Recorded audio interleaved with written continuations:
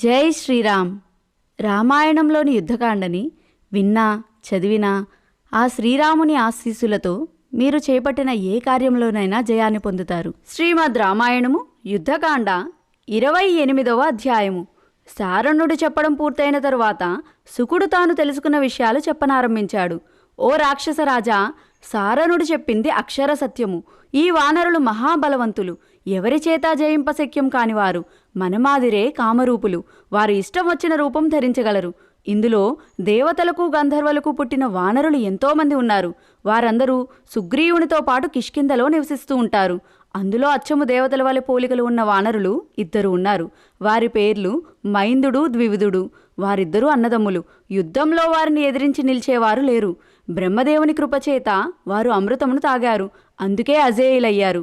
ఓ లంకేశ్వర, ఇదివరకు లంకకు వచ్చి సీతను చూసి లంకాదహనం చేసిన వాడు మరలా వచ్చాడు. వాడి పేరు హనుమంతుడు, కేసరి పుత్రుడు, వాయుదేవునికి ఔరసపుత్రుడు. 100 యోజనముల దూరము గల సముద్రమును దాటగలిగాడు. అతడు కామరూపుడు, అత్యంత వేగము కలవాడు.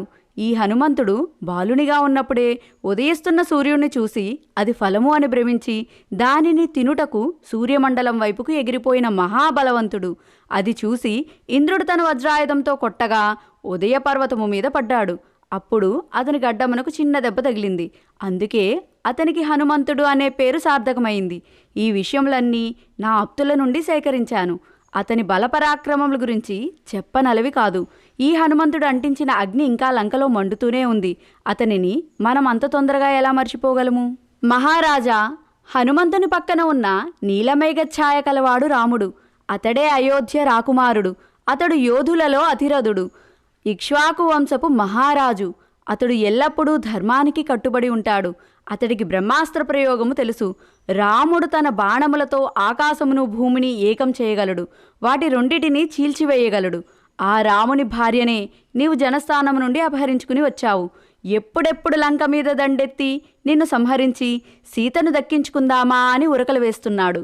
ఆ రాముని పక్కనే నిలబడి ఉన్నవాడు లక్ష్మణుడు. అతడు రామునికి తమ్ముడు, మహాపరాక్రమవంతుడు. ఈ లక్ష్మణునికి కోపం ఎక్కువ, కానీ బుద్ధిమంతుడు. ఎల్లప్పుడూ జయాభిలాష కలవాడు. రాముని క్షేమం కోరేవాడు. రాముని కోసం ప్రాణాలు కూడా ఇవ్వడానికి సిద్ధంగా ఉన్నాడు. ఇతడొక్కడే రాక్షసులందరినీ చంపవలనని ఎదురుచూస్తున్నాడు. ఆ రామునికి ఆవల పక్కన నిలబడి ఉన్నవాడు తమరు తమ్ముడు విభీషణుడు. అతని చుట్టూ వలయంగా నిలబడి ఉన్న 4 విభీషణుని అనుచరులైన రాక్షసులు. తమరు ఉండగానే రాముడు తమరి తమ్ముడైన విభీషణుని లంకారాజ్యమునకు పట్టాభిషిక్తుణ్ణి చేశాడు. వారి దృష్టిలో ఇప్పుడు లంకేశ్వరుడు విభీషణుడే. ఆ విభీషణుడు కూడా లంక మీద యుద్ధానికి కాలుదువుతున్నాడు. ఇంకా ఈ వానరులందరికీ నాయకుడు కిష్కింధకు రాజు సుగ్రీవుడు. ఇతడు మహా తేజస్సు కలవాడు, తెలివిగలవాడు, నిరంకుశుడు.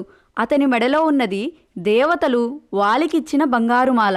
వాలి మరణించేటప్పుడు ఆ మాలను సుగ్రీవునికి ఇచ్చాడు. ఓ రాజా, ఇంకా వానర వీరుల లెక్కలను చెబుతాను వినండి. 100 లక్షలు 1 కోటి అని అంటారు. అటువంటి కోట్లు 1,00,000 అయితే శంకువు. అటువంటి శంకువులు 1000 అయితే మహాశంకువు. 1000 మహాశంకువులు 1 వృందము. అటువంటి 1000 వృందములు 1 మహావృందము.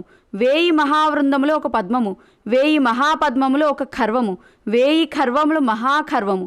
1000 మహాఖర్వములు 1 సముద్రము. 1000 సముద్రములు 1 ఓఘము. 1000 ఓఘములు 1 మహోఘము. ఇది పెద్దలు చెప్పిన లెక్క. ఇప్పుడు వానరసేన ఎంత ఉందంటే 1000 కోట్లు, 100 శంకువులు, 1000 మహాశంకువులు, 100 వృందములు, 1000 మహావృందములు, 100 పద్మములు, 1000 పద్మములు, 100 ఖర్వములు, 100 సముద్రములు, 1 మహోఘము, 1,000,000 మహోఘములు సంఖ్య గల వానర సైన్యము నీ మీద యుద్ధమునకు వస్తున్నారు. కాబట్టి తమరు మనకు జయము కలిగేటట్టు చేయండి అని వినయంగా చెప్పాడు శుకుడు.